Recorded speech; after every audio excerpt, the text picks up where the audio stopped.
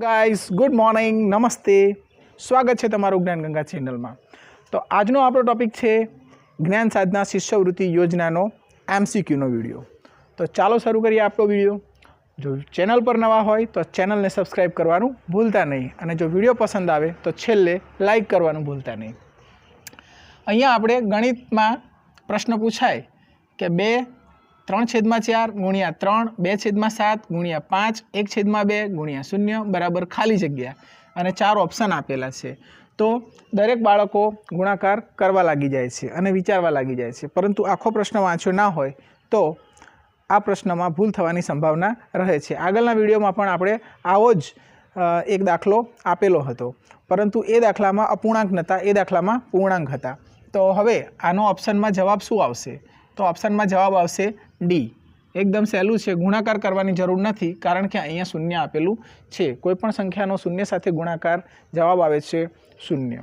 ख्याल आव्यो मित्रों? आ परीक्षा में बहुत हार्ड प्रश्नों नहीं आता पण मेंटल एबिलिटी टेस्ट ना आवे छे, तमारी मानसिक बुद्धि कसोटी चकासवामां आवे छे। एटले आमां बहुत मोटा मोटा गुणाकार के भागाकार के सरवाळा बदबाकी करवाना होता नहीं, परंतु तमारुं सिम्पल लॉजिक चकासवामां आवे छे। तो हवे आपणे जोईए बीजो प्रश्न। -3.4/5 एक खाली जग्या संख्या है, पूर्ण प्राकृतिक पूर्णांक के सम्मेय। हवे आपने आ चारे चार आवड़वू जोईए तो ज आपने खबर पड़े। प्राकृतिक संख्याओं में 1 2 3 4 5 आपने खबर होवी जोईए, 1 थी शुरू थाय। पूर्ण संख्याओं में 0 थी शुरू थाय, 0 1 2 3 4 5 अनंत सुधी। पूर्णांक संख्याओं में -0 अने धन। જ્યારે સમય સંખ્યાઓમાં આ બધા જ પ્રકારની અને અપૂર્ણાંકોનો પણ સમાવેશ કરવામાં આવે છે। તો હવે તમને ક્લિયર થઈ જશે કે આમાંથી જવાબ શું આવશે। તો જુઓ મિત્રો, અહીંયા આવશે સમય સંખ્યાઓ। આ છે સમય સંખ્યા। હવે આપણે આગળનો પ્રશ્ન લઈએ। 8/5 એ ખાલી જગ્યા સંખ્યાઓની વચ્ચે આવેલી છે। 3 અને 5 1 અને 2 8 અને 5 2 અને 3।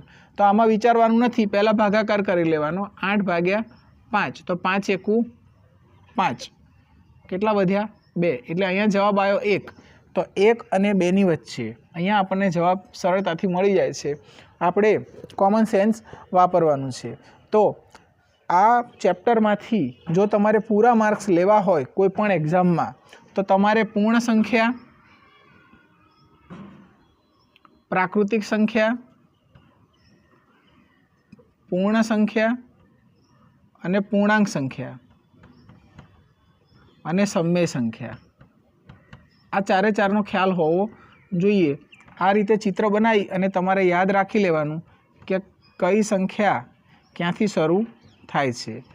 તો જ્યારે પરીક્ષામાં પૂછાય ત્યારે તમે ફટાફટ એનો જવાબ આપી શકો છો। ઉપર આપણે લખેલું જ છે તે પ્રમાણે તમારે ચિત્ર બનાવી લેવાનું એટલે તમને સરળતાથી યાદ રહી જાય। અહીંયા તમે ચિત્ર બનાવશો તેમાં તમે અપૂર્ણાંક પણ લઈ શકો છો।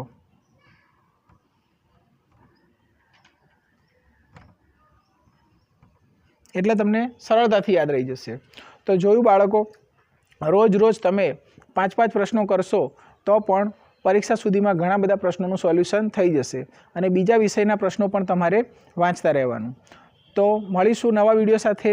જો વિડીયો પસંદ આવ્યો હોય તો જલ્દીથી લાઇક કરી દો, નવા વિડીયોઝ માટે ચેનલને સબસ્ક્રાઈબ કરી લો। મળીશું નવા વિડીયો સાથે। જય હિન્દ, જય ભારત।